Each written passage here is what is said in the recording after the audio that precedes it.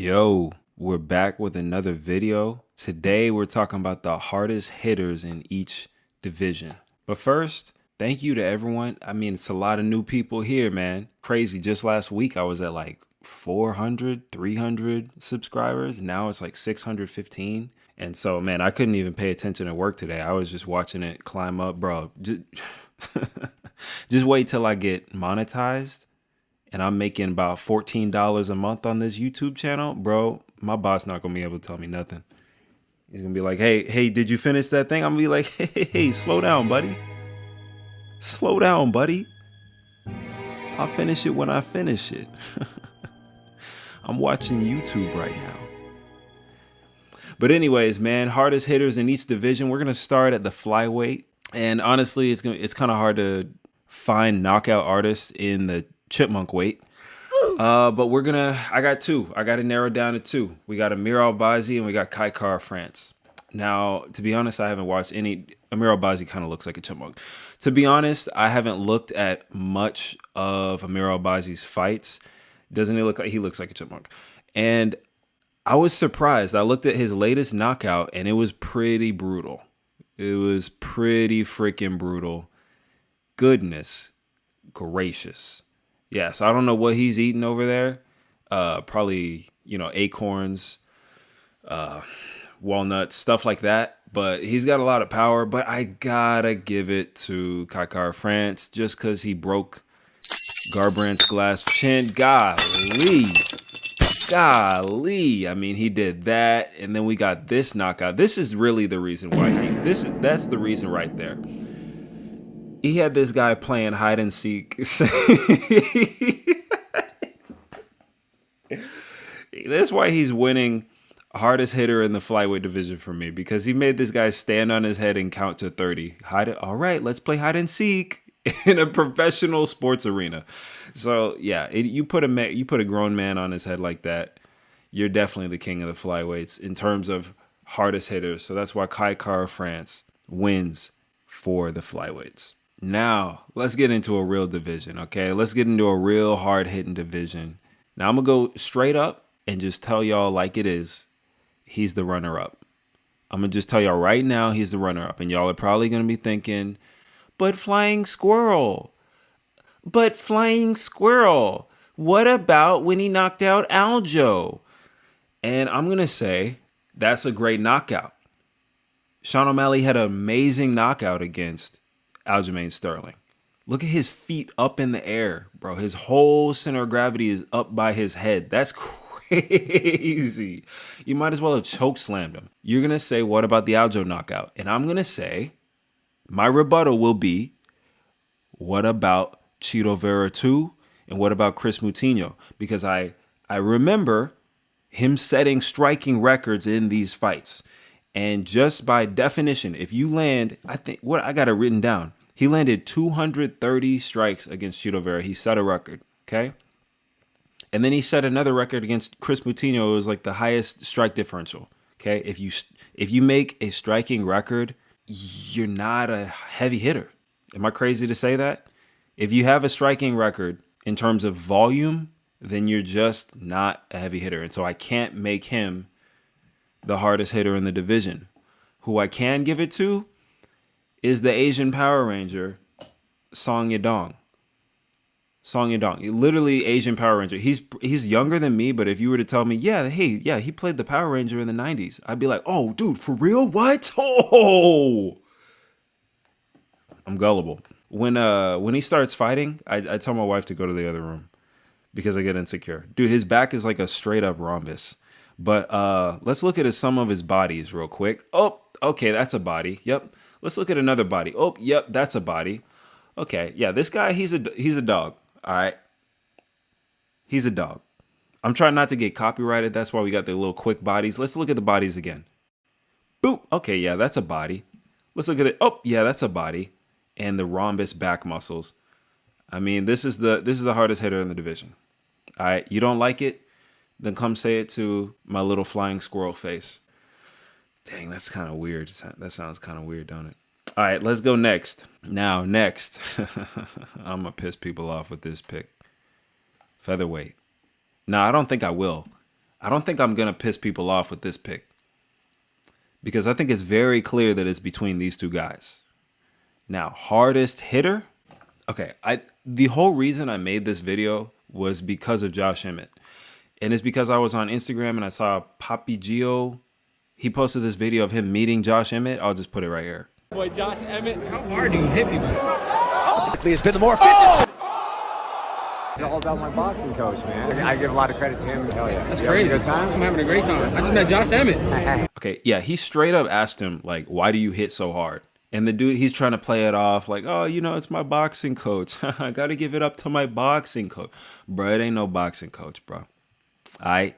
That ain't no boxing coach while you're swinging like you're trying to chop a tree down at somebody. No, you're fighting demons, okay? And it's all good, dude. You have one on your chest. You literally have a tiki torch on fire on your chest. You're fighting demons, man. It's not your boxing coach.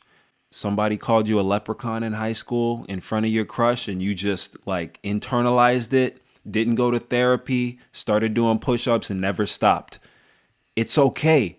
Josh Emmett, we love you for that, okay?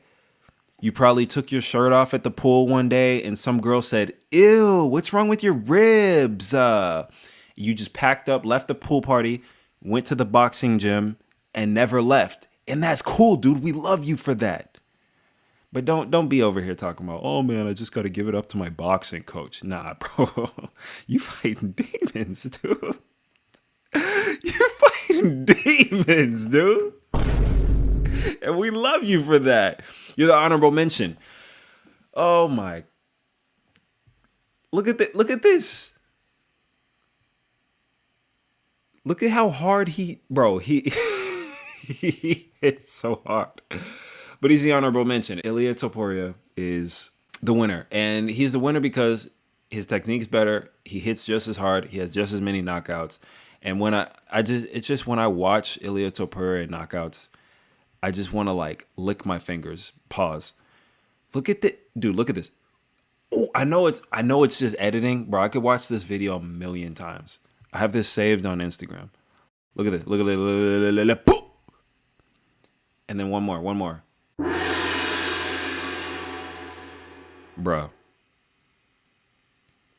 Simply for that video alone, just for that combo alone, he's #1 power puncher featherweight.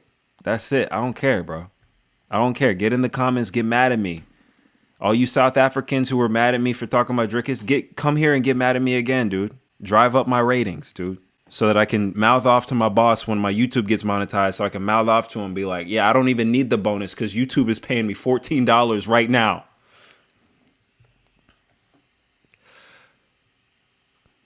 Bro, argue with me. This is the most beautiful combo I've ever seen. And what he did to Volk, goodness gracious, what he did to Volk. Come argue with me. Come argue with me. Power puncher, best power puncher in the featherweight division. All right, now, easy peasy. Y'all already know. Y'all already know, man. Lightweight, it's between these two guys. But I got a question. This is the big problem I have with the lightweight division. How many people have these guys slept with their hands? Think about it. How many times have they slept somebody? Someone went with their hands. How many times? Someone count it up. No one, dude.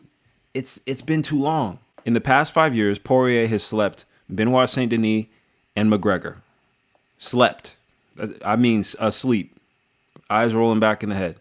In the past 5 years, Gaethje, he slept Donald Cerrone, and he couldn't put Tony Ferguson to sleep, but that's because Tony Ferguson, I think he, you know how in One Piece Blackbeard never goes to sleep?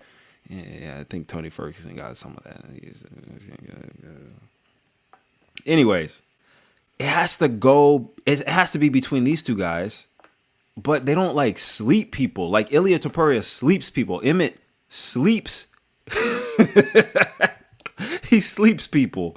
And these guys, they just TKO guys. And that was kind of disappointing. And in the whole division, it was hard to find somebody. But man, I went back and I watched that Poirier TKO. I mean, he TKO'd Alvarez and he also TKO'd Gaethje. He didn't make him go to sleep. So I'm just going to assume that this is the TKO division. It's not the Sleeping Beauty division. And I'm going to give it to Poirier. Because honestly, just having Benoit Saint-Denis, Conor McGregor, Gaethje, Alvarez with your hands, even though they're TKO. So I'm going to give it to Poirier for the lightweight division. TKO division, I don't know why. They got some killers in this. Maybe it's because the skill level is so high in the lightweight division. Now, welterweight now. Okay. Now this is, yeah, man. Now okay, let's get into welterweight. Now if I said it was my boy Kamaru Usman, would you be mad at me? Now if I said it was Khamzat Chimaev, would you be mad at me? What if I did that? What if I said it was Khamzat? I can't, because he hasn't slept anybody since Gerald Meerschaert. Also, change your name, you know? Change it. Change your name. Meerschaert. That's what I did in the elevator today. He hasn't done it since Meerschaert. But Kamaru, y'all remember that one year, 2021? Knocked out Gilbert Burns. Knocked out Jorge Masvidal. Broke Colby Covington's face. That hairline's halfway up your stop face. Doing steroids. Bro, I think it's obvious. You look at the welterweights, no one has the hands like Kamaru Usman. It's weird because we think of him as like a wrestler, like a fence clinch foot stomp guy. Like he has a lot of those moments, but he also has moments where, just imagine like Donald Trump like sitting ringside and getting sprayed with Masvidal's sweat, and then him trying to adjust his hair. Like that's a situation that Kamaru Usman created in real life, in real freaking life. So, yeah, we got to give it to Kamaru. Now, 185 pound, if you think it was disappointing for the lightweight division, you're going to be real disappointed for the 185 division. And I'm really disappointed too, okay? And honestly, I could cheat and just bring Khamzat Chimaev up here and say, hey, he's the hardest hitter, but he's not. He don't have no knockouts. Who am I going to give it to? I'm going to give it to Salty Man Joe Pyfer. I'm going to give it to Joe Pyfer, boy. Now, y'all were probably hoping, I know the poetards, they were probably thinking, oh my gosh, he's going to put our boy in. Nah, man, I had to put Joe Pyfer, bro. I know all the Izzy lovers were going to be like, ooh. Nah, bro, I can't put Izzy. Izzy's not a knockout. I mean, he has that one knockout. He's not heavy hands. Joe Pyfer has heavy hands. Now, granted, I know all his knockouts are against Contender Series level guys. But it's just something different about when he knocks people out. It's kind of scary. It's kind of like when Francis Ngannou was knocking people out. And you'd be like, ooh, ouch, brain damage. Also, like, this guy's my age. And he just makes me feel like I'm not doing enough with my DNA. Like you see the way he's standing there. He looks like he's about to challenge you to a push-up contest. He's totally the type of dude to challenge you to a pull-up contest in front of your crush, and then do like literally like 20 more pull-ups than you, and then you just standing there trying to like rationalize it. Just like awkwardly just watching him continue to pump out pull-ups, and you're just standing there like awkwardly. Man, wow, pretty impressive. Oh, wow. Okay, wow, he's still going. Wow. Yeah, dude, he hits people really hard. Like he seems like the type of guy. Y'all ever met this kind of guy who like brings a gallon of milk for lunch? He seems like the type of guy to drink a gallon of milk for lunch instead of real food, and be like, yeah, man, it's actually really good. Like I just like this instead of food, protein, bro. But like if we look at the middleweight division, it's actually crazy. You probably look at this and think about, when was the last time you saw one of these guys knock another guy out? It's kind of a sad division. I don't know why we got all these roided out guys, but they have pillow knuckles. It's kind of disappointing. Maybe Chris Curtis could have snuck in there, but I'm just going to have to give it to Joe Pyfer. Now, next division, we do not have that problem. We do not have that. Bro, you already know who's winning this. I mean, just because you can't deny it. But I just got to give some appreciation to my boy Khalil Roundtree, bro. He literally fights like Kratos. When Kratos gets Spartan rage and everything turns red. When everything turns red, And Kratos gets Spartan Rage. Yeah, look at literally just like scenes from God of War. I was really convinced he was about to go on a title run. Look at him winding up, about to tear this guy's ACL. No guilt, just I tear the ACL. Yeah, that's what I do. But obviously, the hardest hitter in this division is Alex Pereira. I mean, he sent all these guys to the Shadow Realm. He sent Yuri there like 3 times. He sent Adesanya there. He sent Jamal Hill there. Honestly, Jamal Hill could have been an honorable mention here. And also, Magomed Ankalaev could have been an honorable mention.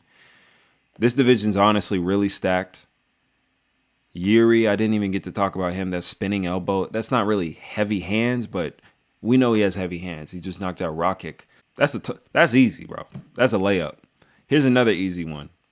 But we got to give it up for the heavyweight division. When it comes to knockouts, these guys might jump around like Dumbo the elephant. But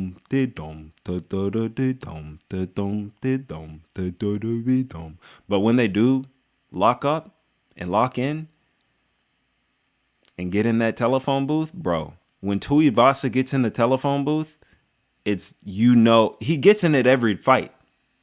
It's like he doesn't have a cell phone. He gets in the telephone booth to make his calls. And it's like 50-50 actually when he gets in that telephone booth. Of course, the freaking Russian juggernaut, Sergey Pavlovich. I mean, we've seen him send plenty of people to the psych ward. But there's only one knockout king, and he's the knockout king of the whole entire UFC. Bro, 23 wins by knockout. I want to tell y'all something. And y'all know I'm a registered Leon Edwards hater. I'm registered. I registered with the state. Derek Lewis has more wins by knockout than Leon Edwards has wins in the UFC. He has more wins by knockout than Leon Edwards has wins in his career. Y'all go fact check me. I'm right. Black Beast. Easy. This is a layup.